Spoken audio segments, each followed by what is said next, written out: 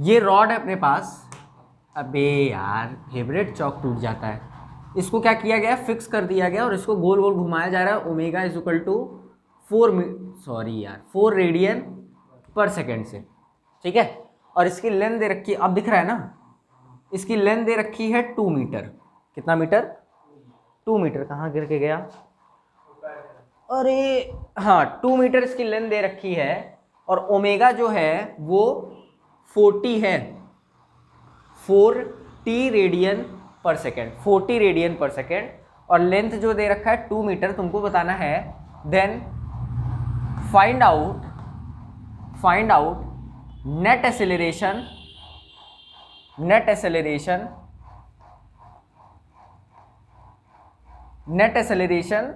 Eight 2 seconds.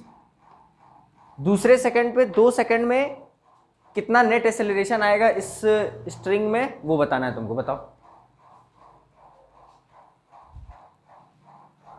बताएं कि कर लोगे? पहला बता दे क्या? चलो, एकदम नहीं आया, एकदम नहीं आया। देखो ये वाला जो पॉइंट है, क्या ये इसके पास ए नेट एक्सेलरेशन आएगा ना? तो ये जो ए नेट एक्सेलरेशन होगा, ये ए नेट एक्सेलरेशन होता क्या है? क्या दिस ए नेट एक्सेलरेशन, अरे यार चुप हो जाओ प्लीज, वो under root of A radial square plus A tangential square होता है, हाँ कि ना? पक्की बात? मतलब ए नेट अगर चाहिए तो क्या रेडियल डायरेक्शन में कितना एक्सेलरेशन है, टेंजेंशियल, क्या पता कर ले तो क्या ए नेट पता चल जाएगा? तो ए रेडियल और ए टेंजेंशियल का तो फॉर्मूला पता है ना तुम लोग को। अब एक क्या ए रेडियल क्या इस डायरेक्शन में और ए टेंजेंशियल क्या इस डायरेक्शन में रहेगा? और ए रेडियल कितना होता है? क्या ओमेगा स्क्वायर आर होता है? Omega square r. तो ओमेगा कितना है? क्या 240 है? 40 है ओमेगा। तो अगर 2 सेकंड में बोला है तो क्या 40 यानी कि 4 2 जा 8, यानी कि ओमेगा जो होगा 8 स्क्वायर आ जाएगा। और इसका रेडियस कितना दे रखा है? क्या 2 मीटर दे रखा है, हाँ कि ना? तो इसको सॉल्व करो तो कितना आएगा? 8 8 जा 64, 64 इंटू 2, 2 4 जा 8, 2 छक्का 12, 128 मीटर पर सेकंड स्क्वायर। क्या ये ए रेडियल है? अब ए टेंजेंशियल कितना होता है? क्या अल्फा आर होता है, अल्फा आर। अब ए टेंजेंशियल अल्फा आर होता है तो अल्फा पहले पता करना होगा अपने को। तो अल्फा इज इक्वल टू क्या D omega by D T होता है। अल्फा कितना होता है? D omega by D T होता है। दिख रहा है इधर, दिख रहा है वहां? अल्फा कितना होता है? D omega by D T. तो अल्फा जो होगा वो डिफ्रेंशिएट कर दो, क्या 4 आ जाएगा। अब पुट कर ले यहाँ पे a tangential is equal to 4 into 2 यानी कि 4 2 जा 8, हाँ कि ना? अब ए नेट चाहिए यानी कि a net is equal to under root of 128 का स्क्वायर प्लस 8 का स्क्वायर। हो गया,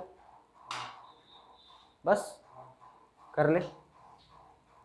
बताओ, इतना आसान क्वेश्चन। अब ये मत, मतलब ऐसा मत करो यार, दिल मत दुखाओ। हो गया, चलो देख अगला क्वेश्चन देख।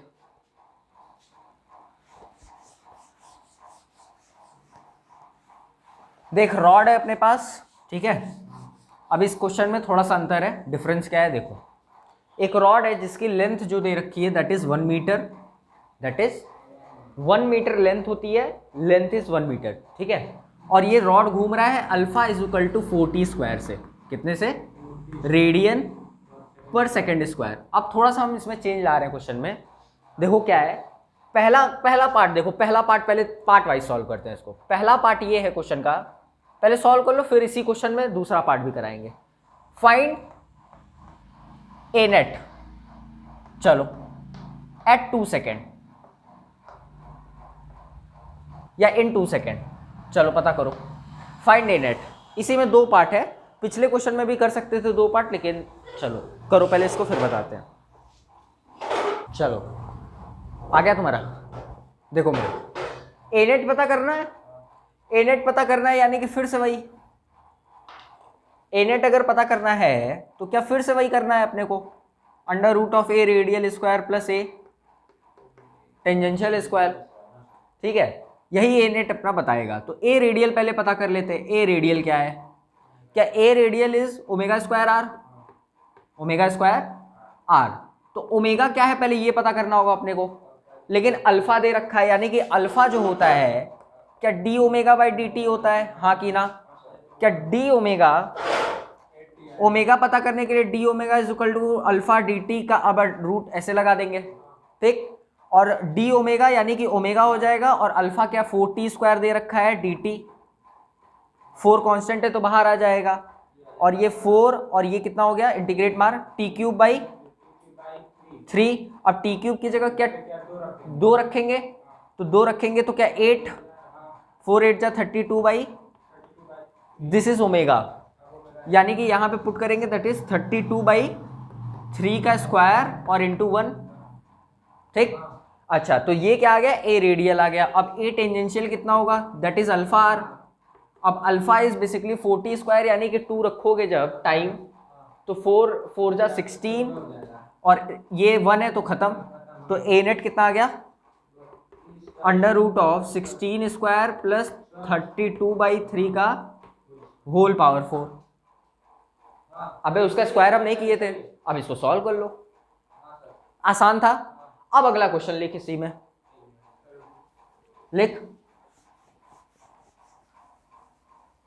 या ये हो गया ना, चल देख अब अगला देख, इसको तुम 2t बना लो,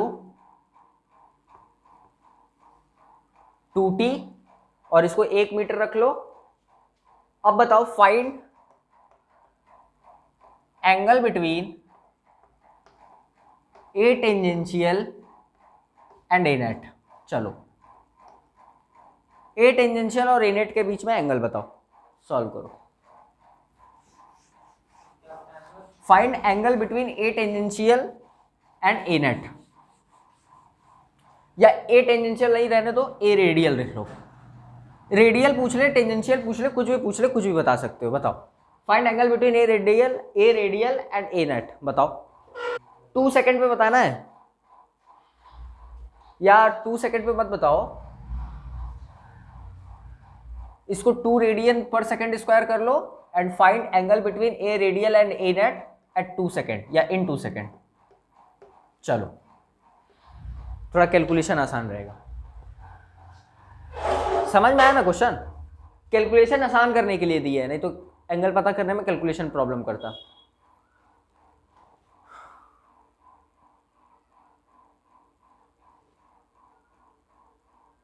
find angle between a radial and a net in 2 second.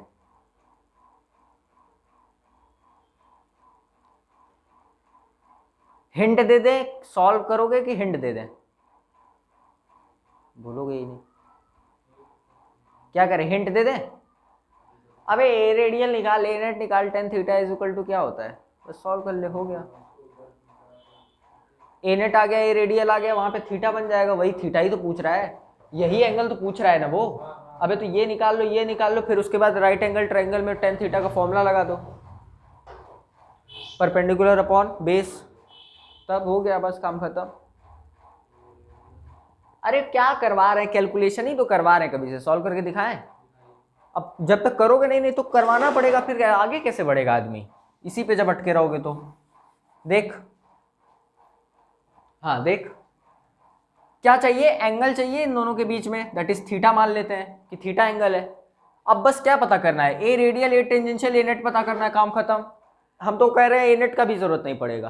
क्यों नहीं जरूरत पड़ेगा, देख अपने को क्या चाहिए, पहले शुरुआत देखो यहां से किया करो। अपने को क्या चाहिए, अपने को चाहिए find angle between a radial and a net in 2 second. अपने को एंगल चाहिए, यानी कि क्या, थीटा चाहिए।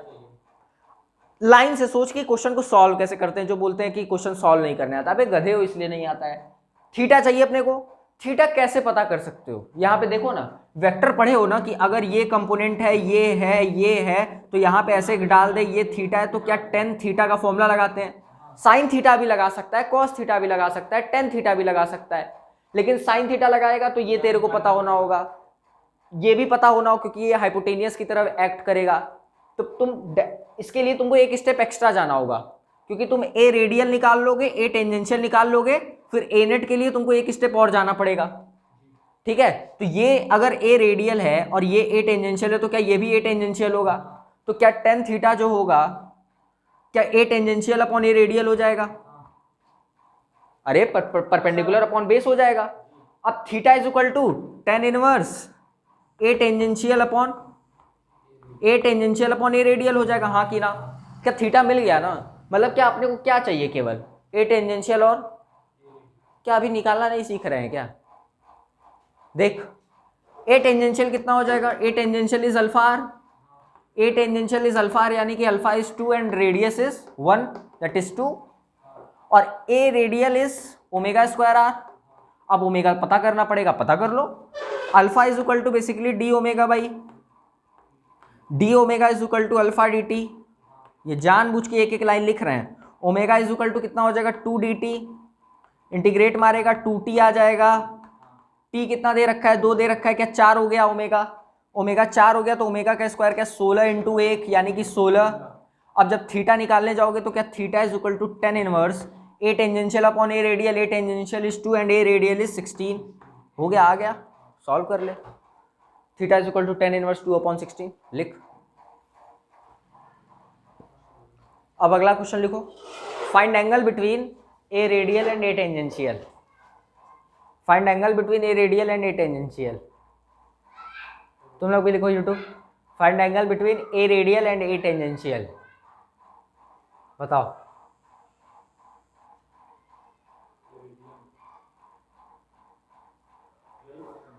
हाँ, इसी में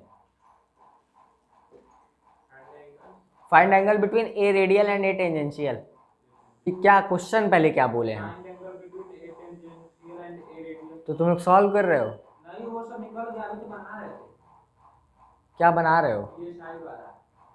अच्छा, अभी लिखे नहीं हो ये? मतलब इसको बना के फिर मेरा दूसरा क्वेश्चन सॉल्व कर रहे हो ना, फाइंड एंगल बिटवीन ए टेंजेंशियल। अबे तुम लोग पागल नहीं ना हो? अरे भांग चाट के आए हो क्या? हम देख ध्यान से एक बार वो देखो ना कि हम तो फिर अबे हम जान रहे थे यही करोगे तुम लोग। हम मतलब एक बता दिए टेन थीटा, तो फिर रख के फिर वही चेक कर रहे थे तुम लोग। अबे वो तो सामने दिख रहा है कि ये रेडियल ए टेंजेंशियल के बीच में 90 डिग्री है। अब अगर हम तुम लोग से क्वेश्चन पूछे find angle between A net and a tangential, तब क्या होगा? तब भी वो नहीं निकालना है, 90 माइनस थीटा करना है। अबे ये थीटा है, जब हम ए नेट और ए टेंजेंशियल के बीच में बोलेंगे तो ये एंगल, तो 90 माइनस थीटा करोगे, साला निकाल रहे हैं सब। अरे प्रभु, तुम लोग लिख लो ये भी बात लिखी लो कि ये टेंजेंशियल ए रेडियल के बीच में 90 होता है। वहां दिख रहा है, यहाँ दिख रहा है, शुरुआत से बताते आ रहे हैं। अरे ए नेट का जब कंपोनेंट तोड़ोगे तो दोनों कंपोनेंट 90 डिग्री पे होता है ना, वेक्टर से पढ़ते आ रहे हो। अरे कैसे आगे बढ़ जाए, अब तो एकदम हिम्मत नहीं कर रहा आगे बढ़ने का। ध्यान क्या नहीं दियो, हंस रहे हैं कभी से हम बोल के क्वेश्चन, पता नहीं कहाँ से दिमाग में भी आ गया है मेरे। देख अगला क्वेश्चन देख, और रुको इस पे और करा ले पहले। जब तक तुम लोग सॉल्व नहीं करोगे तब तक आगे नहीं बढ़ेंगे। एक क्वेश्चन पहले सॉल्व करके दिखाओ, फिर आगे बढ़ते हैं। तो कोई मतलब नहीं है हीरो बनने का। आओ देखो, देख ये कोई अपना प्लेन लेमिना है, इसका रेडियस जो है दे रखा है अपने को 2 मीटर, ठीक है। और ये इसको ऐसे गोल गोल घुमाया जा रहा है, alpha is equal to 2t से घुमाया जा रहा है, alpha is equal to 2t से, ठीक है। अच्छा, या इसकी जो है रेडियस मत लो, इसकी एरिया ले लो। इस लेमिना की जो एरिया है that area is 22 metre square. 22 metre square, 22 metre square नहीं, 22 मीटर स्क्वायर नहीं,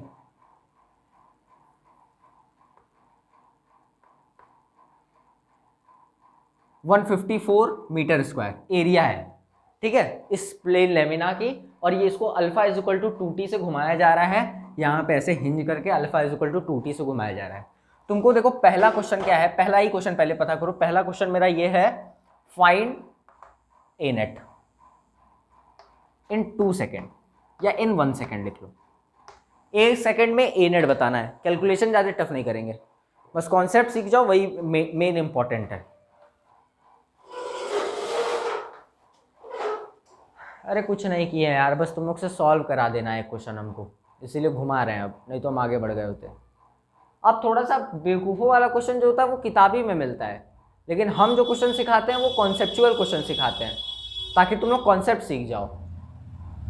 क्या और देखो क्या बोला है, फाइंड ए नेट इन 1 सेकेंड। अब इसमें क्या है, अबे रेडियस इसका 7 आया कि नहीं, रेडियस 7 आया है, तो अब इसमें क्या ही बचाई, क्वेश्चन में कोई दम ही नहीं है, फिर से हम वही कराएंगे, a radial is equal to और a tangential is equal to, बस सॉल्व कर लो। ए टेंजेंशियल इज अल्फा, यानी कि अल्फा की वैल्यू कितनी है बोल तो 2t, यानी कि 2 × 7 यानी कि 14, और a radial omega square r, omega पता करना होगा, दैट इज 2t²/2, 2 से 2 कट गया 1 इंटू रेडियस 7 यानी कि 7। ए नेट पता करना है यानी कि अंडर रूट में 7² हो गया, अंडर रूट ऑफ 245, ठीक है, ये ए नेट आया। अच्छा अब फिर से find angle between a radial and a tangential,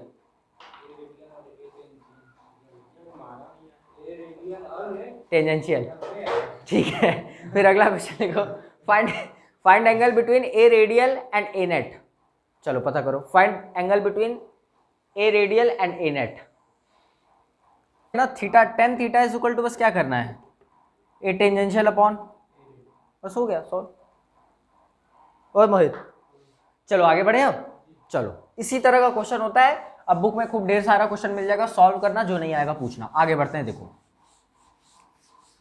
देख देख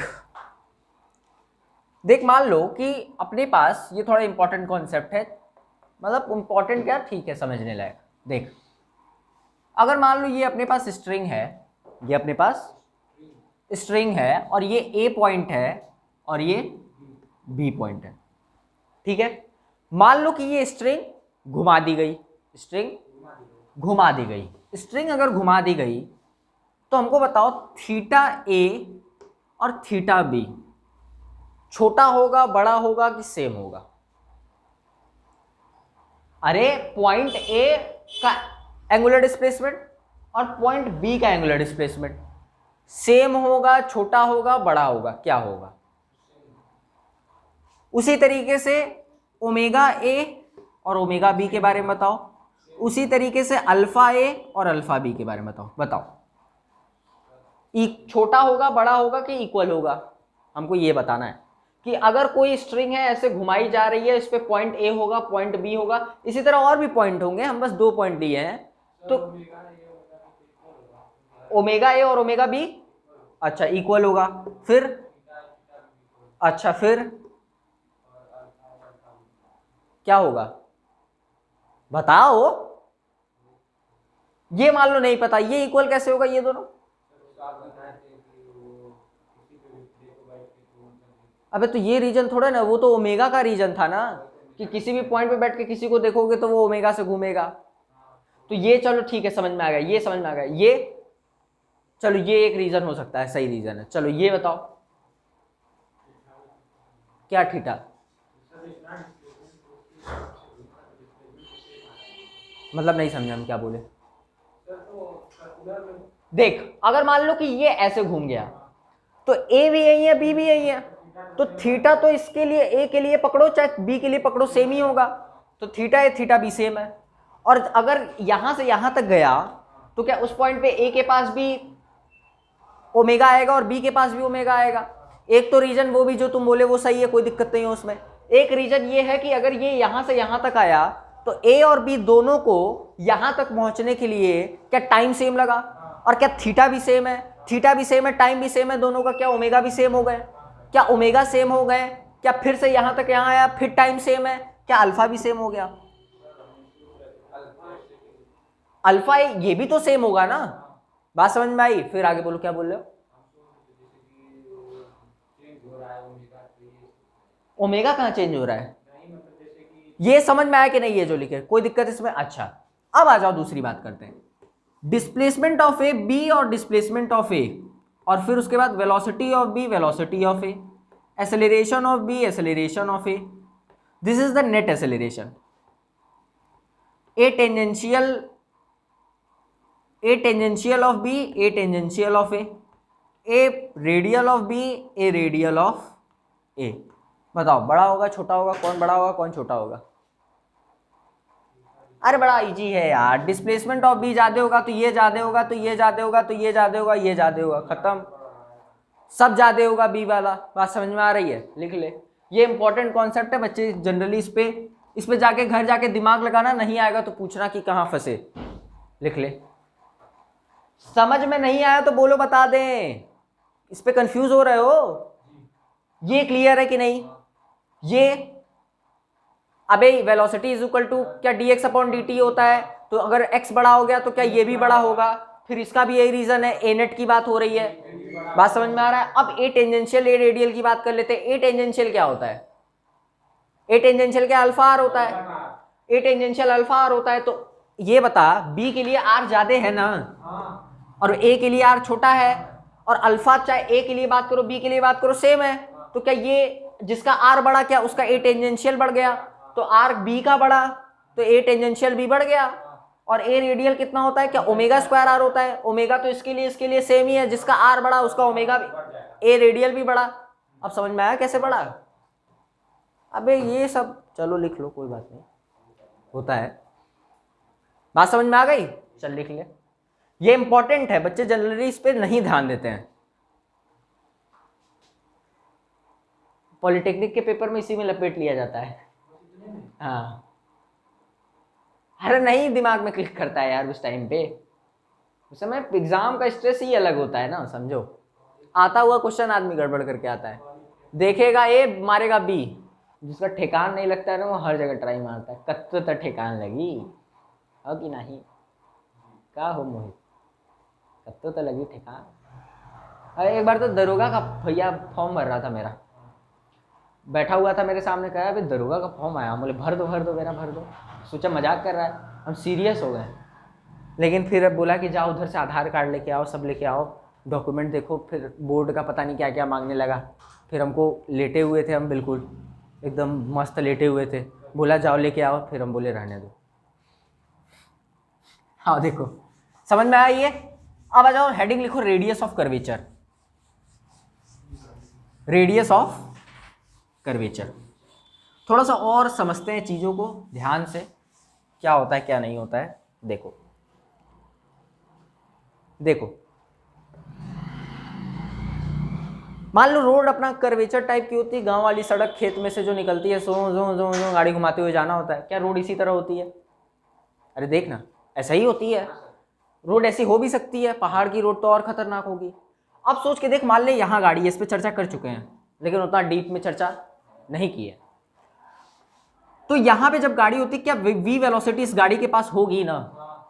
अब इसके पास दो एक्सेलरेशन होता है बॉडी के पास, एक एक्सेलरेशन होता है जो घुमाने के लिए होता है, और एक एक्सेलरेशन आगे बढ़ाने के लिए होता है। तो उसका जो नेट डायरेक्शन में आएगा acceleration, that is the A net. एक घुमाने के लिए, एक आगे बढ़ाने के लिए।